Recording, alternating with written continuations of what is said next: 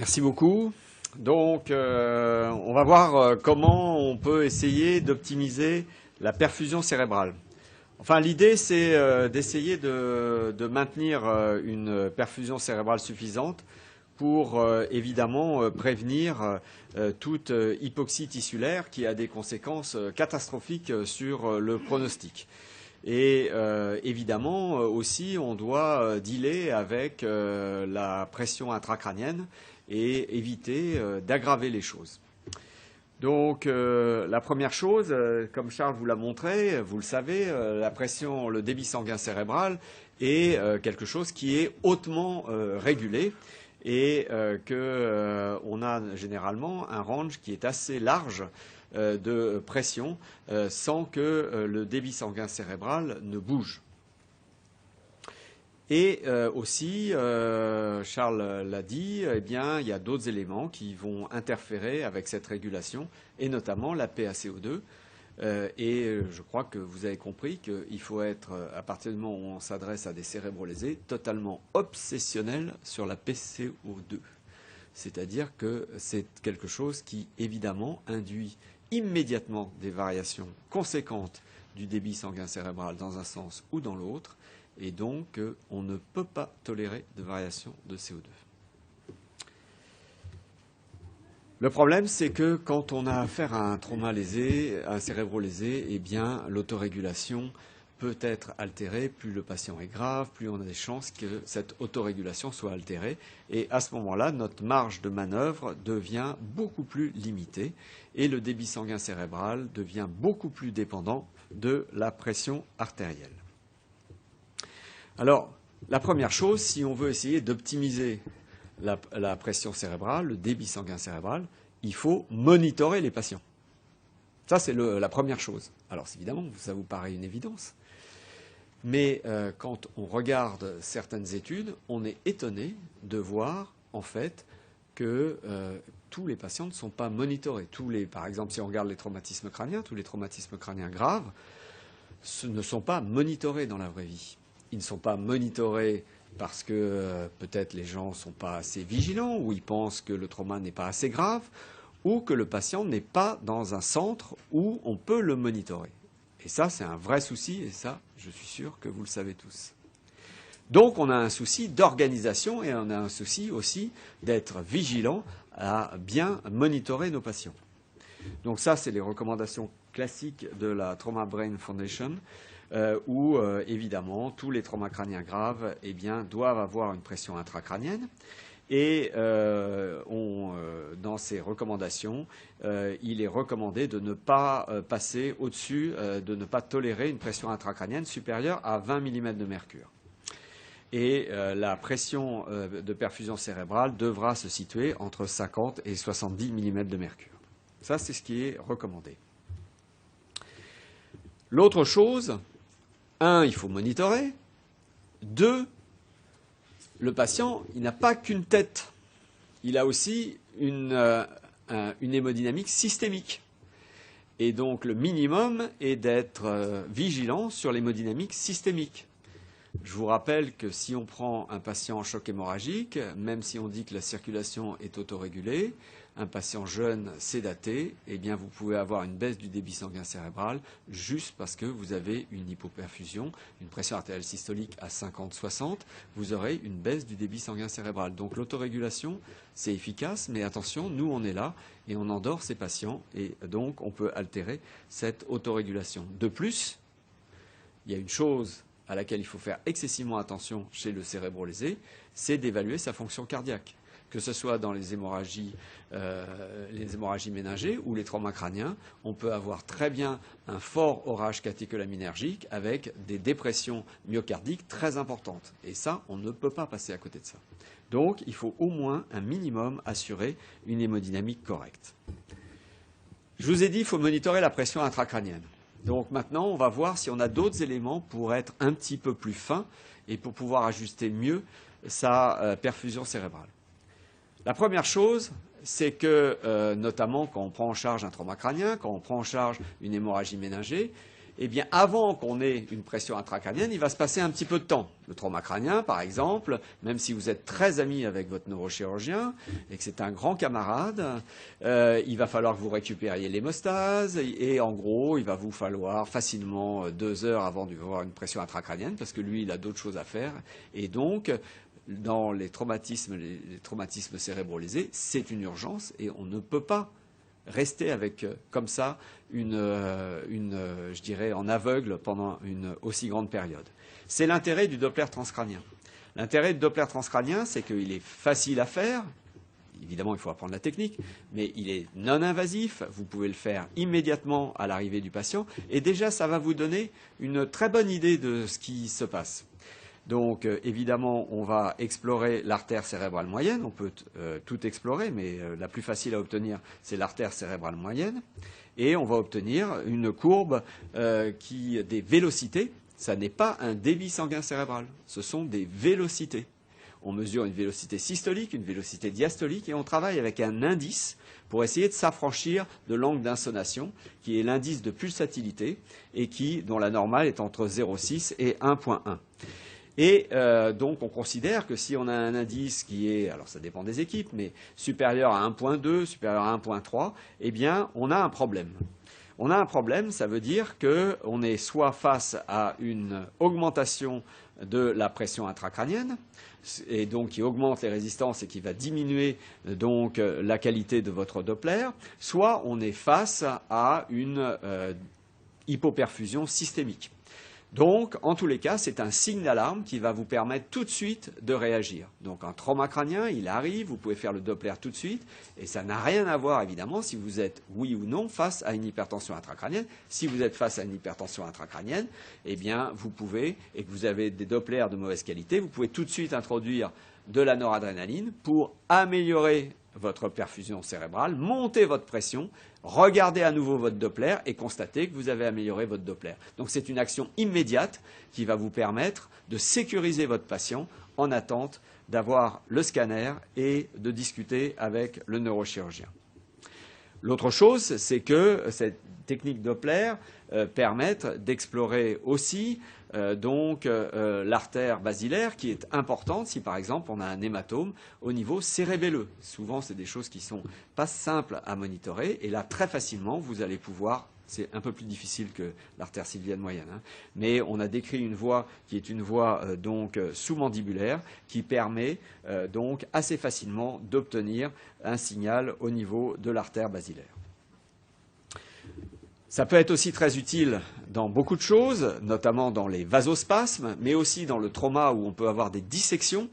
Et ça peut vous permettre, par exemple, si vous avez une asymétrie entre vos deux sylviennes, avec un signal qui est atténué d'un côté, avec un indice de pulsatilité qui est diminué, donc qui paraît très correct, et de l'autre côté, vous avez un indice de pulsatilité qui est normal, il faut tout de suite suspecter une dissection carotidienne du côté où votre signal est altéré. Vous voyez, c'est des choses qui vont vous permettre tout de suite de réagir. Et en tous les cas, dans la détection des vasospasmes, eh bien, ça peut vous permettre de détecter dans les hémorragies méningées ces vasospasmes. Là, c'est parfois plus difficile parce qu'on peut avoir des Dopplers qui sont peu accéléré. Classiquement, le vasospasme est détecté avec un Doppler qui est très accéléré. On peut avoir des Dopplers qui sont accélérés, mais qui restent dans des limites raisonnables, et pourtant avoir un vasospasme distal. Donc, c'est un signe d'alarme qu'il faut savoir interpréter. Il faut aller plus loin que le Doppler et évidemment faire un angioscan ou faire une artériographie pour détecter le vasospasme, qui est une catastrophe, vous le savez, en termes de pronostic. L'autre chose, l'intérêt du Doppler, c'est qu'il permet, alors on n'est pas tout à fait dans l'optimisation cérébrale, mais un petit peu quand même. C'est un élément de triage. Donc ce travail de Jean-François Payen qui montrait aux urgences, en fonction des Dopplers, il y avait deux groupes. Un groupe qui n'aggravait pas son pronostic neurologique et un deuxième groupe où on avait une aggravation du pronostic neurologique. Il y avait des patients qui étaient avec un trauma crânien modéré et des patients qui étaient avec un trauma crânien léger, Glasgow 14-15, et un trauma crânien modéré. Et en fait, rien que sur les indices de pulsatilité à l'arrivée, eh bien, on pouvait en fait distinguer le groupe qui n'allait pas s'aggraver du groupe qui allait s'aggraver. Alors, je dis c'est un petit rapport avec l'optimisation du débit sanguin cérébral. Ça a quand même un gros rapport. En tous les cas, parce qu'on connaît tous ces patients qui arrivent aux urgences, qui sont traumacrâniens modérés et qui vont attendre 3 heures avant d'avoir leur scanner, qui restent au scanner tout seuls, livrés à eux-mêmes, discutant avec le manip radio, ou ne discutant plus d'ailleurs, parce que quand ils s'aggravent, ils ne discutent plus, alors qu'on peut les détecter au Doppler. Donc ce n'est pas vraiment de l'optimisation, mais c'est quand même un gros signal qu'il faut se bouger le cul. Donc si vous ne faites pas de Doppler après ça, moi, je ne sais pas quoi faire. L'autre chose, c'est évidemment, il faut essayer d'aller plus loin, parce que le Doppler, la pression intracrânienne, on ne fait pas tout. C'est vrai que nous, dans notre unité, où on prend surtout on prend des traumas crâniens et des hémorragies méningées, on fait énormément avec la pression intracrânienne et avec le Doppler. Mais sur les patients les plus graves, il faut aller plus loin. Et il faut aller vers des paramètres d'oxygénation. Je vous montre ici des recommandations récentes 2014 d'un groupe international qui s'est penché sur les indications du monitorage multinodal. Donc, vous voyez, il recommande donc le monitorage de paramètres d'oxygénation. Alors, classiquement, il y a donc soit des pressions tissulaires en O2, soit donc l'utilisation de la saturation veineuse jugulaire en oxygène. Alors la saturation veineuse en oxygène, c'est ce que nous, on utilise dans l'unité, mais on l'a beaucoup utilisé, mais c'est vrai que maintenant on l'utilise de moins en moins. Pourquoi? Parce que peut-être qu'on est plus habitué à raisonner avec la pression de perfusion cérébrale, la PIC, mais ce n'est pas tout à fait ça aussi. C'est qu'en fait, il faut calibrer, la pause n'est pas facile, il faut calibrer souvent la SVJO2, elle peut très facilement se mobiliser avec les soins et souvent on arrive à monitorer que peu de temps ces patients. Donc je pense que cette technique maintenant est un peu dépassée et qu'il faut passer à une autre technique qui est donc la mesure des pressions tissulaires en oxygène. Alors, pourquoi il nous faut un élément supplémentaire? Un élément d'oxygénation peut nous apporter des choses. Juste quelques études. Cette étude, par exemple, où c'est des patients donc en traumatisme sévère, et vous voyez, ils vont augmenter la pression artérielle en augmentant en l'utilisation de norépinéphrine. Et essayer de trouver en fait quelle est la pression de perfusion cérébrale optimale.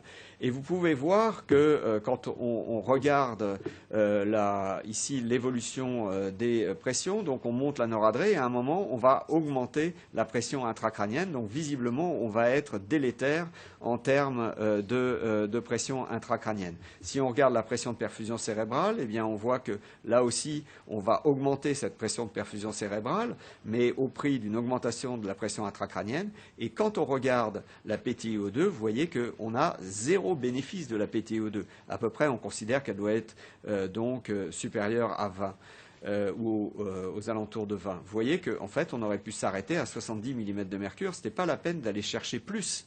Donc, ça va tout de suite vous donner une indication. C'est le troisième paramètre qui va vous permettre de dire, bah là, je suis pas mal en fait. Pourquoi je vais augmenter plus? Et puis, vous pouvez tester en tous les cas. Donc, ça, c'est un plus. Parce qu'il y a cette possibilité, à mon avis, cette possibilité de test. Alors, le travail de Mauro, qui est un superbe travail, je ne dis pas ça parce qu'il est là, mais c'est parce que je le pense, qui est très important pour nous, parce que c'est une étude prospective où c'est des patients en traumatisés crâniens sévères. Et l'idée, c'est d'évaluer le monitorage multinodal. C'est-à-dire que là, les patients, ils ont la pression intracrânienne, ils ont la PTiO2, ils ont la microdialyse, qui est une autre technique, je vous dirai un mot, et ils vont regarder en comparant avec donc l'angioscan pour voir à l'angioscan les lésions qui sont à faible perfusion et essayer de corréler ces faibles lésions de perfusion qu'ils trouvent à l'angioscan avec les résultats qu'ils ont de leur monitorage multinodal. L'idée, c'est est-ce que ça sert d'avoir tout ça, quoi. Le premier résultat, c'est qu'on dit souvent, bah oui, vous regardez la PTO2, vous êtes gentil, vous regardez un endroit, mais qu'est-ce qui vous dit qu'à côté, c'est pas la catastrophe? Donc, est-ce que vraiment c'est pertinent de mettre des PTO2? Parce que c'est un effort quand même de mettre des PTO2. C'est vraiment une politique dans votre service. Et la première chose, eh bien, c'est que vous voyez qu'en termes de débit sanguin, eh bien, le débit sanguin global était bien corrélé au débit sanguin régional. Donc, on peut espérer qu'en regardant à un endroit, eh bien, c'est quand même un reflet du débit sanguin général au niveau cérébral. Les autres choses, c'est que dans ce travail, quand on regarde les patients qui avaient un faible débit sanguin cérébral, eh bien, on voit que ces patients avaient, si on regarde au niveau de la microdialyse, ils avaient tendance à avoir un plus faible taux de glucose et surtout des épisodes, et ça c'est très important c'est l'intérêt du monitorage continu, bien que la microdialyse c'était, je crois, toutes les heures réalisées. Donc le pourcentage d'épisodes où on est inférieur à 1 millimol était supérieur dans le groupe qui présentait des bas débits. De même, si on regarde le rapport en analysant avec la microdialyse, le rapport donc pyruvate lactate, eh bien on voit qu'on avait donc plus de périodes avec des rapports supérieurs à 40 ou 25 chez les patients qui souffraient donc de bas débit. Et quand on regardait aussi la PTO2, donc on voit PTO2 inférieur à 20 mm de mercure, eh bien c'était plus fréquent chez ces patients, inférieur à 15 mm de mercure aussi, et inférieur à 10, c'était plus fréquent chez les patients qui présentaient des bas débits sanguins cérébral. Vous voyez que la pic quand même, les épisodes de pic supérieurs à 20, eh bien c'est aussi, ça sortait aussi. Je dis ça parce qu'on se dit toujours quel est le bon niveau de pic que je dois tolérer. Et parfois, dans certaines unités, on voit des niveaux de pic à 25, 26.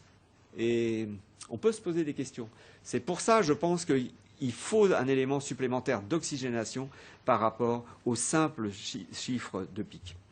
Et donc, quand il regardait les ROC curves, donc le facteur prédictif de ces paramètres en termes d'hypoperfusion cérébrale, eh bien, ils observaient que la pic faisait pas mal, hein, mais que si on additionnait, par exemple, la microdialyse, eh bien, on faisait mieux. Si on additionnait la PIC et la PTO2, eh bien, on arrivait à quelque chose de tout à fait performant. Et évidemment, si on additionnait les trois, on avait une meilleure ROC curve. Donc, pour moi, ceci doit nous inciter à aller vers un monitorage supplémentaire, en plus de la pression intracrânienne.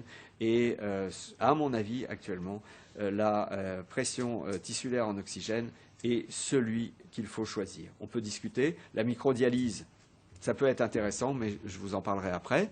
Alors, il y a aussi, évidemment, comme toujours, ces indices, quand on s'intéresse aux cérébrolésés, on se pose la question de savoir s'ils sont prédictifs de mauvaise récupération, prédictifs, et donc c'est excessivement intéressant. Je vous montre cette étude. Donc, effectivement, sur les patients qui avaient, c'est une méta-analyse, sur les patients qui avaient un pronostic défavorable, eh bien, les hypoxies étaient chez ces patients plus importantes que ceux qui avaient un pronostic on avait un taux important de PTO2 basse chez ces patients. J'ai mis cette diapo, c'est juste par précaution, parce que, ok, d'accord, c'est évident que celui qui va avoir le plus d'épisodes donc de PTO2 basse va probablement avoir un mauvais pronostic, un plus mauvais pronostic. Mais je pense que c'est toujours dangereux de prendre un élément comme élément pronostic. Parce que dans nos discussions, il y a, quand on voit, c'est en fait plusieurs éléments qui vont nous conduire à des discussions, notamment les discussions éthiques, à des discussions comment le patient va récupérer. Donc, c'est très bien de regarder ça comme un indice pronostic, mais pour moi, ces systèmes de monitorage sont avant tout des systèmes pour améliorer ma perfusion cérébrale. Alors, je vous ai parlé toujours de l'équipe de Mauro, ce travail où ils ont regardé la microdialyse, mais Mauro en parlera, c'est-à-dire le côté métabolique. Et vous voyez sur ces patients, on regardait les patients qui avaient donc au niveau de leur microdialyse un lactate supérieur à 4, eh bien certains, et le 14% ici, ce lactate élevé à la microdialyse était associé avec une PTO2 basse, donc une hypoxie dans ce cadre-là. Et d'autres, et les plus fréquents, avaient donc une augmentation du pyruvate sans altération de la PTO2. Et ceci est intéressant parce que c'est donc deux mécanismes différents. Vous avez d'un côté un mécanisme qui est clairement un mécanisme d'hypoxie avec une baisse de la PTO2 et de l'autre côté vous avez un autre mécanisme, c'est-à-dire on a une altération du métabolisme avec un lactate qui est élevé, un pyruvate qui est synthétisé, donc clairement un métabolisme anaérobie et ceci peut traduire non pas seulement ça traduit une souffrance, mais peut-être plus une souffrance au niveau métabolique, une souffrance par exemple au niveau mitochondrial, mais ça, Mauro en parlera beaucoup mieux que moi. Il y a d'autres façons d'aborder les choses, et notamment ce qui est beaucoup décrit dans la littérature, c'est le fait d'évaluer donc l'autorégulation, donc avec le Pressure Reactive Index, c'est-à-dire qu'en fait, on va corréler la pression artérielle avec les chiffres de pression intracrânienne. Et si on a une mauvaise corrélation, eh bien c'est que l'autorégulation fonctionne, c'est-à-dire que vous avez des augmentations de pression artérielle qui ne se traduiront pas par des augmentations de la pression intracrânienne. Mais par contre, si on a une bonne corrélation, ça traduit le fait qu'on a une altération de l'autorégulation. Et ceci est important quand on réfléchit à quelle est donc ma pression de perfusion cérébrale optimale. Et donc dans ce travail de 2012, donc sur des patients traumatisés crâniens, vous voyez, ils trouvaient donc ici cet indice qui était bas pour des pressions de perfusion qui étaient de 60, 70, 80. Donc là aussi, c'est un élément important parce que, vous voyez, votre pression peut être variable en fonction des patients et donc c'est intéressant de tester cette autorégulation pour ajuster votre pression de perfusion cérébrale au mieux. Et donc, dans les patients, par exemple, qui avaient un pronostic favorable, eh bien, on trouvait que par rapport à la pression de perfusion optimale déterminée par cet indice, eh bien, c'est là où on avait le moins d'écart entre la pression de perfusion cérébrale du patient et cette pression de perfusion cérébrale théorique. Qu'est-ce qu'on peut dire des mécanismes des monitorages non invasifs comme la NIRS? Eh bien, actuellement, on manque d'études pour vraiment considérer ce monitorage. Il a besoin d'être encore testé et de toute façon, il doit être considéré dans le cadre d'un monitorage multinodal avec les autres éléments que je vous ai présentés afin d'optimiser la pression de perfusion cérébrale. Merci beaucoup.